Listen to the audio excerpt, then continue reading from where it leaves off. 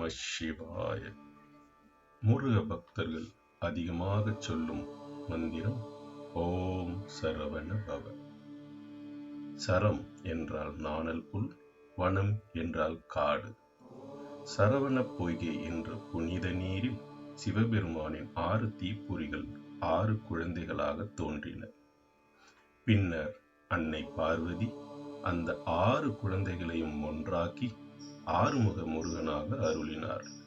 அதனால் சரவண பவன் என்பது சரவண பொய்கையில் தோன்றியவன் என்று அர்த்தம். இந்த மந்திரத்தை பக்தியுடன் ஜெபிக்கும் போது மன அமைதி பெறும், பயம் குறையும், முருகனின் அருள் கிடைக்கும் என்று சாஸ்திரங்கள் கூறுகின்றன. அனைவரும் சேர்ந்து அந்த மந்திரத்தை சொல்லலாம். ஓம் சரவண பவ. வேல்முருகன் அருள் அனைவருக்கும் கிடைக்கட்டும்.